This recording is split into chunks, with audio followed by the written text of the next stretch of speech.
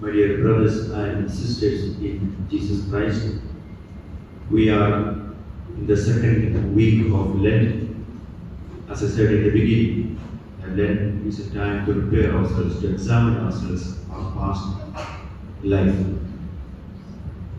We heard the readings today, first, second, and third, including Gospel.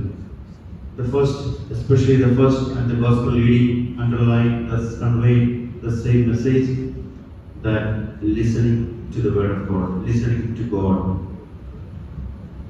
In the Gospel, we find Jesus with his core team, Peter, James, and John, go to the mountaintop to pray, where he was transfigured.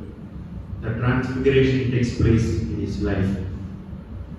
They were asleep for some time, but they were awake when this has happened.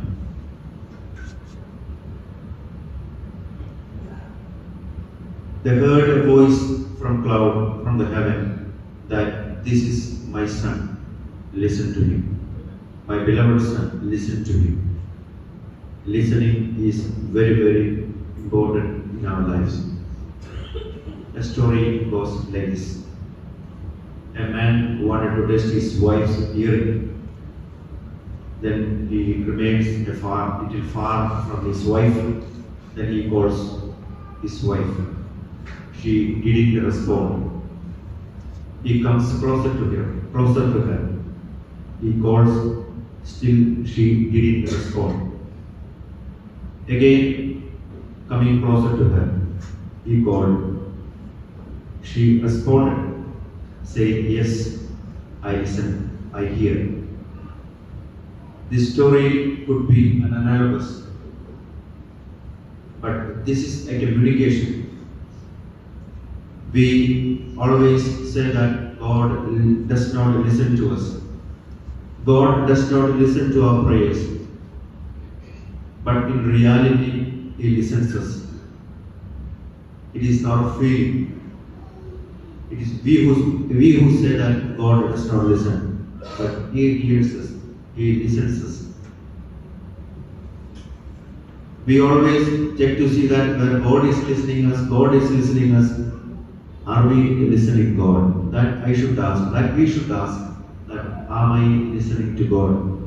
Instead of saying or instead of complaining that God does not listen to us, we ask ourselves that I should listen to the Lord. As the disciples heard the voice of the Lord in the Gospel, that's what we heard in the Gospel. They heard the voice from heaven, from the cloud, that this is my son. That is why I said, listening God, listening to our Almighty is very, very important. We hear so many things. Hearing is different from listening. Listen to one and hear many voices, many things. Listening is very, very important than hearing. In the first reading, we heard that Abraham is asked to leave his homeland, to go to the promised land.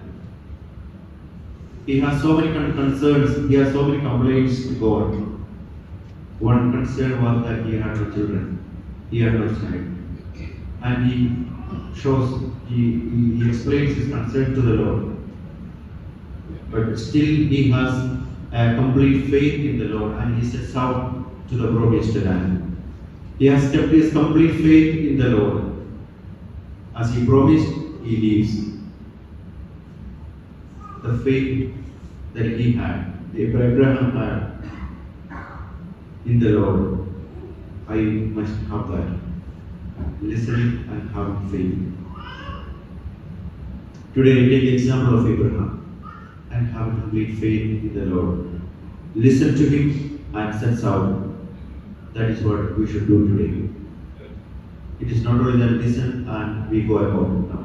We listen and sets out as He tells us, as He promises us, as we are here around this altar.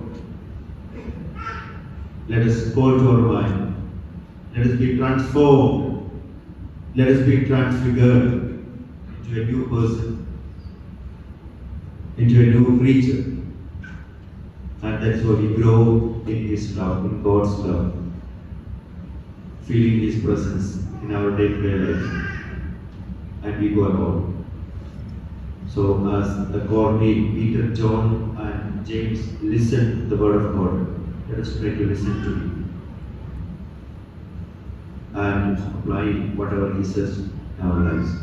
May God bless each one of us, Father, Son, and the Holy Spirit.